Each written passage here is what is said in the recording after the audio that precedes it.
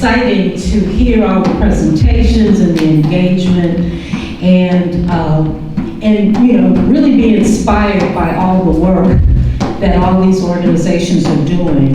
And so I'd like for us to give another loving hand to all those comrades that are in organization that presented their strategy, that are doing the work in our communities.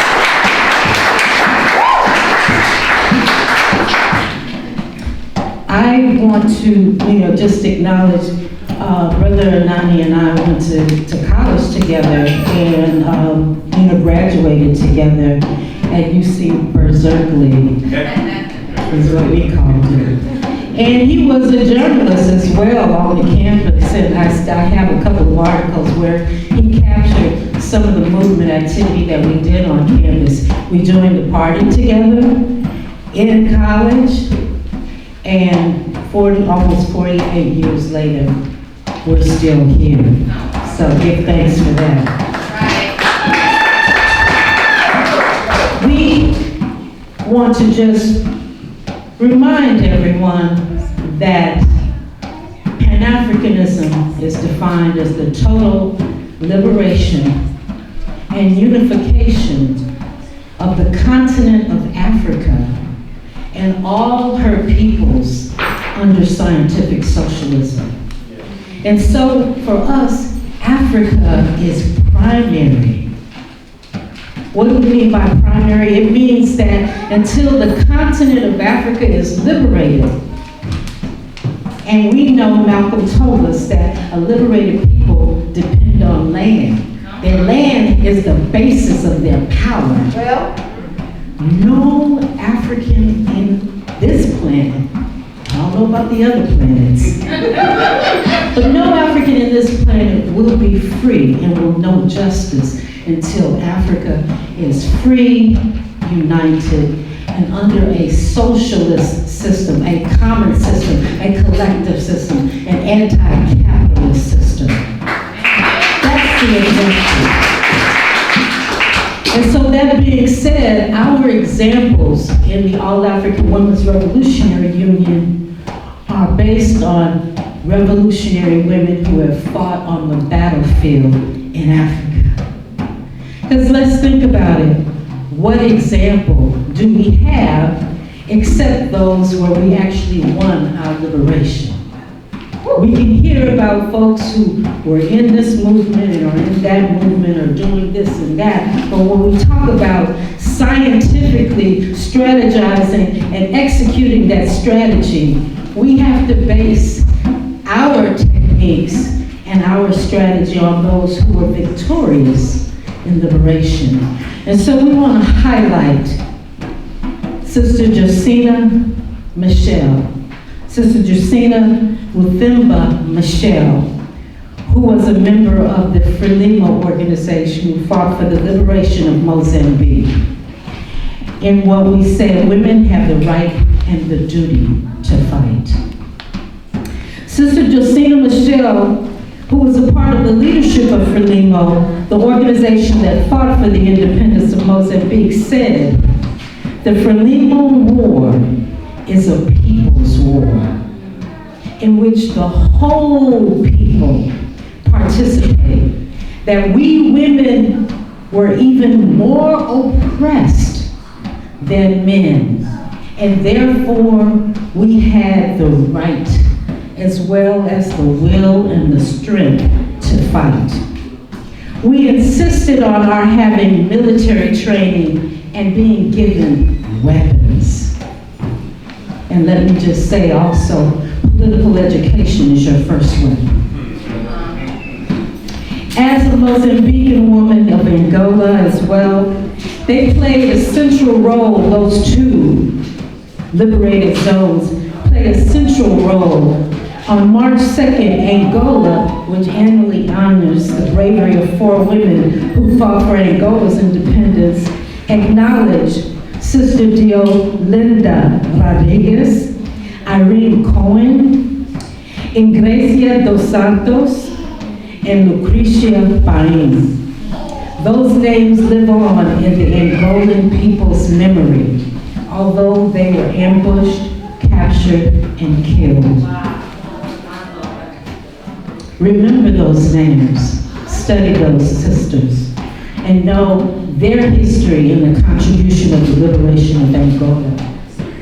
Many who inspired by the strong women of the Black Panther Party, SNCC, the various other organizations, as well as liberation movements, the MPLA, PAIGC, and the National Union of Eritrean Women, who are some of those who played a role in the struggle for the liberation, an armed role in the struggle for the liberation of our people, know that our struggle and the role that women play is not fantasy. We're not talking about someone who's a Marvel comic character.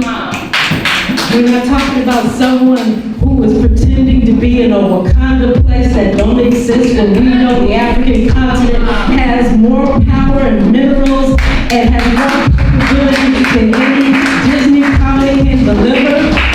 That it is a real struggle, and we are real people, and women fought in real war. All right. We need to really disconnect from the matrix, I swear. It is a fact that women have been repeatedly tested on the battlefield of the African Revolution, and their performance has been nothing less or nothing short of exemplary. There are thousands, maybe millions of names of African women who have been given their lives for the liberation of Africa, and today, more than ever, it's important to share our stories and to understand why it is our duty as women to fight on every front and every corner and every battlefield of our struggle. And it's more important than ever that we commit to revolution. Honoring both our 66 years as fighting for African liberation, African Freedom Day being called, and 61 years African Liberation Day.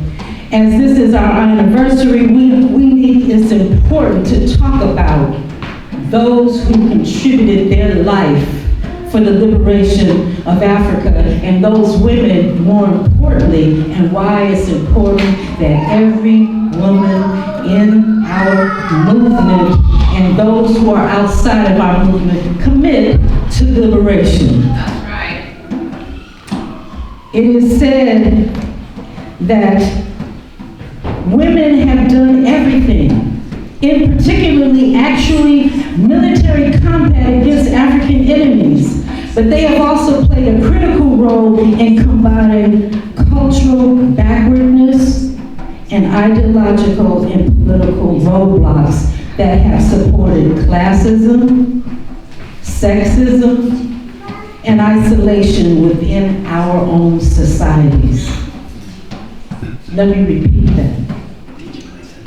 We've already paid our price on the battlefield militarily, but women have also had to play critical roles in combating cultural backwardsness.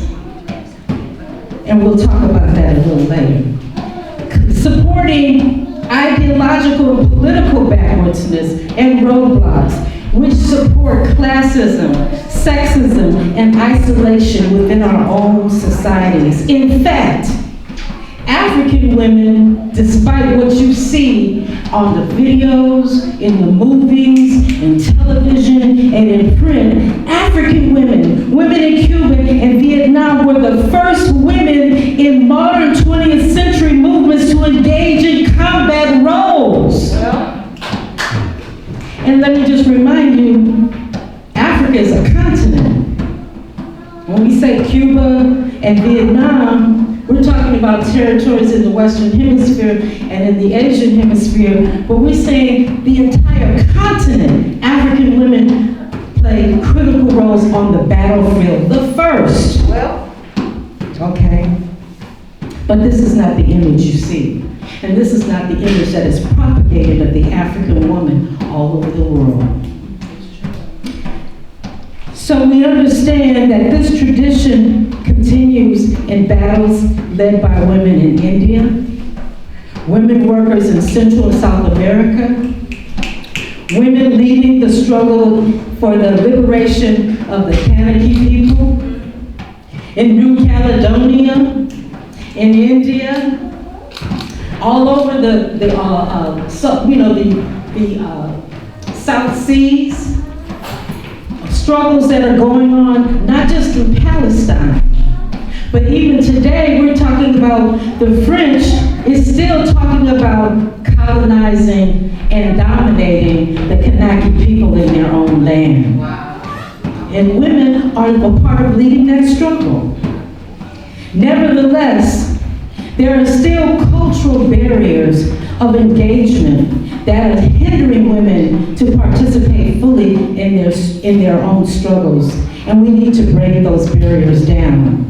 This must be most apparent in the popular culture where women, particularly African women, are ridiculed and degraded. And we all can know that in social media, in films, commercials, and everything, it is women of color who are regularly ridiculed and degraded. Yet, we have achieved more. Yes, give a hand. Women have achieved more. Women in Cuba, women in Vietnam, and women of the African continent were the first to fight in combat, and we still outnumber nations where we were full infantry in revolutionary struggles.